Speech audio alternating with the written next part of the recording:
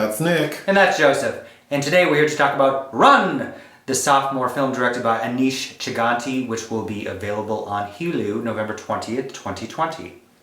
What is Aneesh's first film? His first film was Searching, starring John Cho and Deborah Messing. Oh. Which I really liked. I thought you did. I enjoyed it. I thought Deborah Messing was kind of... She's crunchy. Well, it's so infrequent that she's in. Like, it's a John Cho film. Like, he's down there. Oh, yeah, I did enjoy that film. Mm-hmm, yeah. I also enjoyed this one. Yeah, I did too. All right. This film is about a mother-daughter living, like, in Washington, the Seattle area. Like a suburb of Seattle. The mother, played by Sara Paulson, her name is Diane. Diane Sherman. Her daughter, played by newcomer... Kiera Allen. Plays Chloe. Mm-hmm. Okay, so Diane and Chloe have an interesting existence. Diane homeschools Chloe. Mm-hmm. Chloe appears to be like a senior in high school because she's applying for colleges. Yes. Diane does everything for her. Grows the food that she prepares for her and feeds her, gives her all of her medication, doesn't allow her to check the mail. She's very involved in this girl's life, but we only get a snapshot of it, which is at the time where Chloe is really interested in seeing if she's been accepted into the University of Washington. Mm-hmm. And right away we can tell something's wrong because the mom is like not letting her check the mail. Things clip along very quickly because right away Chloe digs into some groceries her mom has brought home and finds a prescription pill bottle with her mom's name on it, but the pills in the bottle look like pills Chloe herself is taking. So she confronts her mother. The mother acts weird about it and basically says, my name's on the bottle because that's the receipt. Mm-hmm. Which is a lie. Which is obviously not correct. And the daughter is suspicious. She attempts to call a pharmacy to get information, which doesn't work out well. But she is able to call like a random person on the phone. There are a couple steps that happen. There are a couple steps. Yeah. But she ends up calling like a random person on the phone to get them to look up the medication she's taking. And she does that because when she calls the pharmacy, the woman that answers say, Diane, I recognize the number. She also is told initially, because she does call and she's told that the pill is for like a heart condition. But then the random person she calls, she's like, can you describe it to me? And then that's when she finds out that she's taking like some sort of... Oh, no. She is made to understand that the pills that are in that bottle also don't match the name of the medication. Oh, yes, you're right. That the drug that... She asked the man to look up the name of the drug. Mm-hmm. And he's like, oh, that drug is for a heart condition. Then she says, can you describe the pill? And he's like, it's a little red pill. But, you know, plot twist, the pill she's been taking is like a green and white capsule. All right. So she's freaked out. And her mom is suspicious of her. So she's been turning off the internet and kind of preventing her from doing anything. She convinces her mom to take her to a movie. Mm-hmm. And at the movie, Chloe says, oh, I'm going to step out to go use the restroom. And when she steps out, she hightails it across the street to the pharmacy. Mm-hmm. In a really interesting scene where basically she finds out from the pharmacist that the green and white pill she's taking was prescribed to their dog and it's intended to like numb the dog's legs. Furthermore, it's explained to Chloe that if a human were to take these pills, it would like numb their legs. Mm-hmm. Okay. The mom catches her in the pharmacy, injects her with something, and then Chloe wakes up locked in her room. Yes. But Chloe devises a plan to get out of the room by like jumping through the window, crawling out of the window. She has to do that because she needs to unlock her door so she can get her wheelchair out. She's successful. Mm-hmm. Very strenuous, but successful. Very strenuous. She's able to get downstairs because her mom has also unplugged the motorized chair that can get her up and down. So she has to kind of like make her way downstairs. She flings herself downstairs. But she does. Poor Chloe ends up like just wheeling herself down the road, trying to get help, maybe trying to hitchhike when she comes across a postal worker who recognizes her. Played by Pat Healy. And she convinces him that her mom is abusing her, you need to get me help. And while they're doing that, Diane rolls up, kills the postal worker, knocks Chloe out, and then Chloe wakes up in a basement. Where a whole lot of exposition unfolds because she has access to the obligatory newspaper clippings that we learn that she was a baby stolen from the hospital. So the opening scene of the film is Diane in a hospital having just delivered a baby.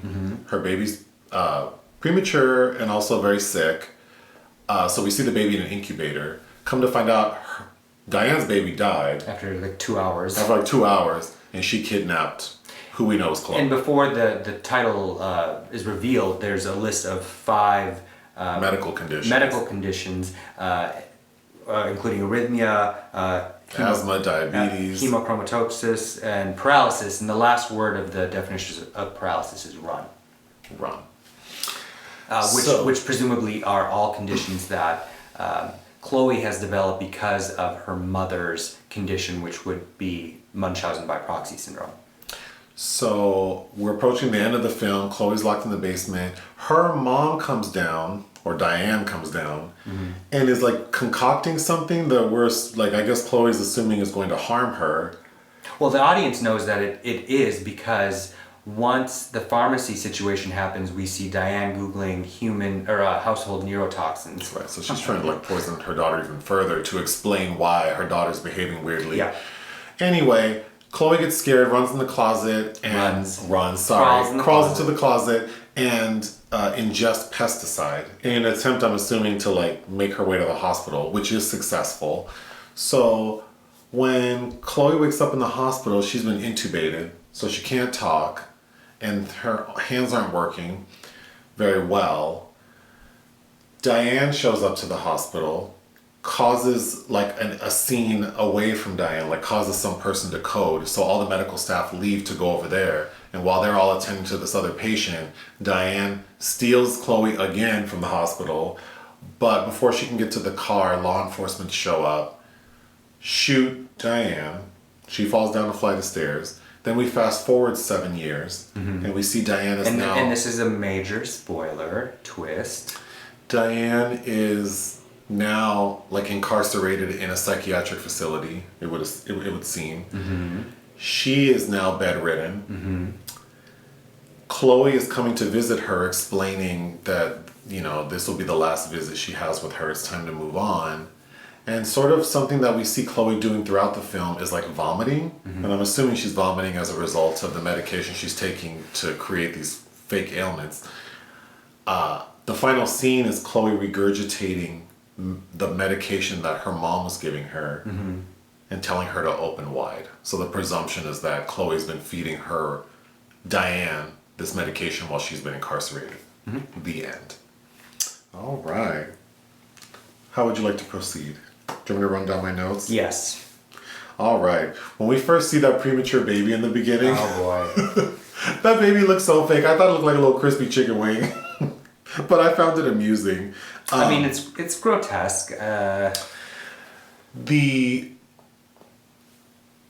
The story gave itself away to me like very early, like within the first 10 minutes, because Chloe doesn't have access to. She doesn't have a cell phone. She doesn't have an iPhone. She even says like, "I wish I had an iPhone." Her mom is growing all the food, feeding her. It's just very obvious that something's not right, and I called it that. Like her mom's making her sick.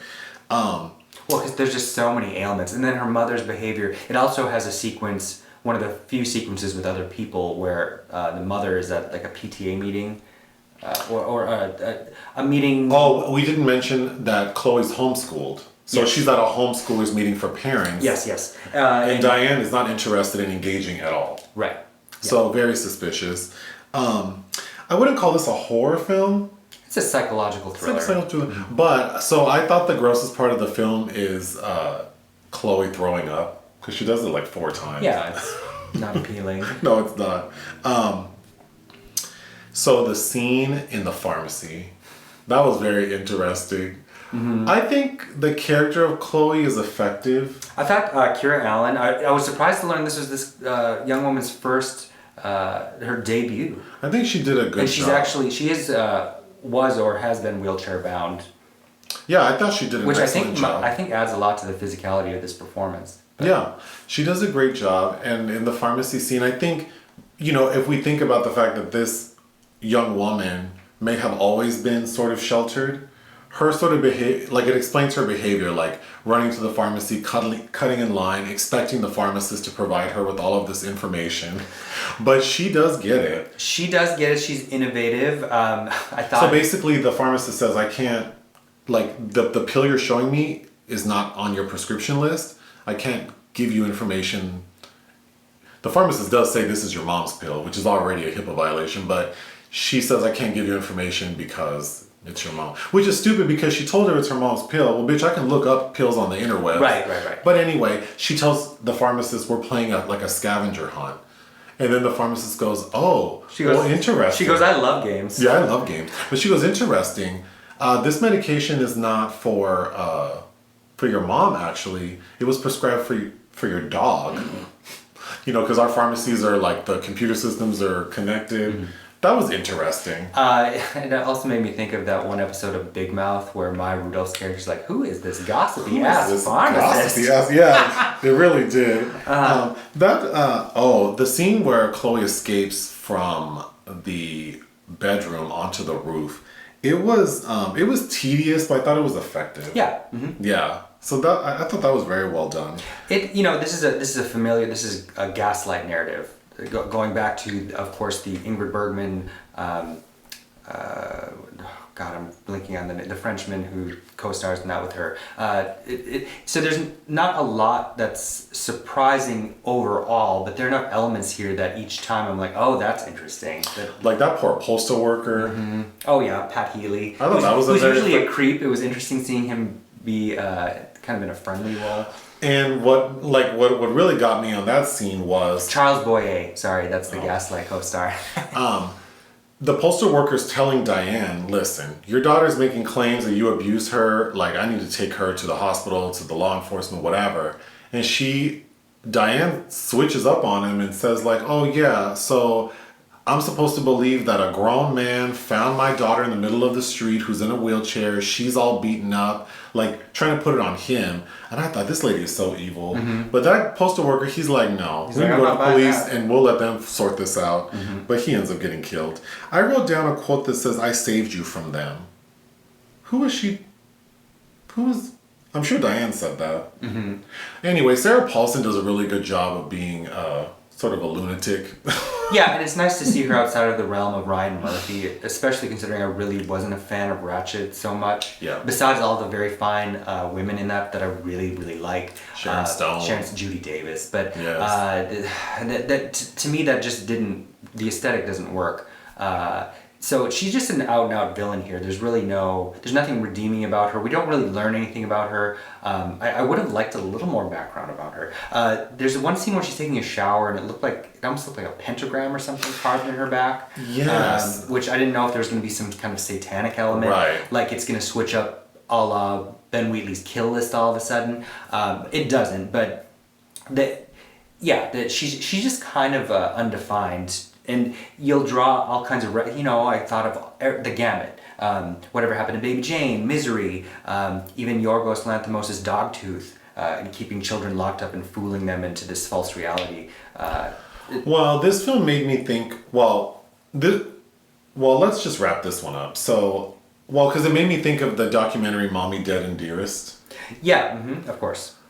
So, which was made into a series with Patricia Arquette called The Act. But, and then we went into like a little loophole about child abductions and watched another film that we could talk about a little bit. Stolen by My Mother, the Kamiya Mobley story. Yes. Which Robin Roberts produced for Lifetime. Sure did, starring Niecy Nash. Mm-hmm. But I would recommend also looking up that story. And also that young girl, the real life Kamiya, she did an episode of Iyanla Fix My Life, which is pretty sad. It is sad. But anyway, getting back to Run, what worked well for you?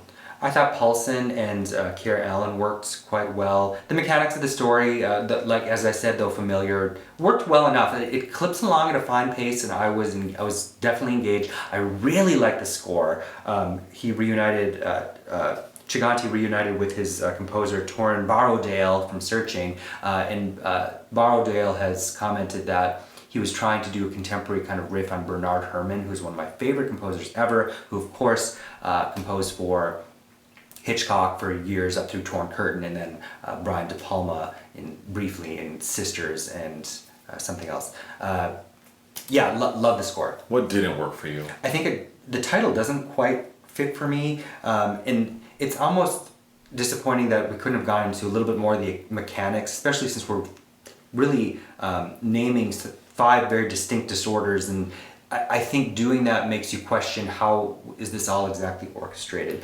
I agree. Munchausen by proxy is a fascinating condition, and if you are interested in that, I suggest, after I heard about this case as a kid, it's always haunted me about Mary Beth Tinning, who from 1967 to 1985, she had 9 children and she killed all of them. Only one of them was ruled by natural causes, but she killed all her babies and was allowed to have 9 of them. But that's a fascinating story that there's been lots of documentary episodes on television, at least, about. This is almost bordering on camp, because there are some crunchy parts. Like, it's a gamble that she calls somebody randomly and they give her this information in today's day and age. And it's just that for the convenience of the running time and the story, those things are smoothed over.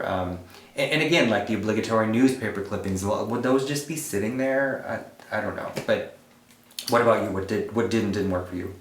I agree with you. I would have liked to understand more of Sarah Paulson's, like, sort of psychoses and or Diane's. Well, also Sarah Paulson, actually, but if she has any.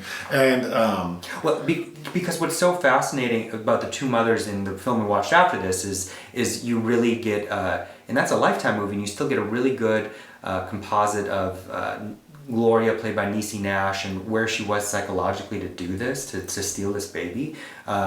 And I think that it would have strengthened Run if we had understood Sarah Paulson's motivations. Yeah, the pentagram on her back threw me off.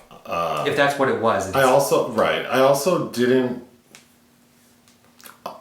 Even Chloe's being paralyzed or wheelchair bound, like, I assume that's because of the dog medication she was taking, but the other ailments, because we see a scene with Chloe having like a really bad rash on her back, and so then I'm like, is her mother poisoning her, or like I would have liked to know more specifics about what she was doing, since the time was taken, like you said, to identify these 5 conditions. Like, how are they all played out, and how is she achieving all of these things? Because that's quite fascinating. Anyway, what would you give this film? 3 out of 5. I would give it 3 out of 5 as well. Thank you. Bye.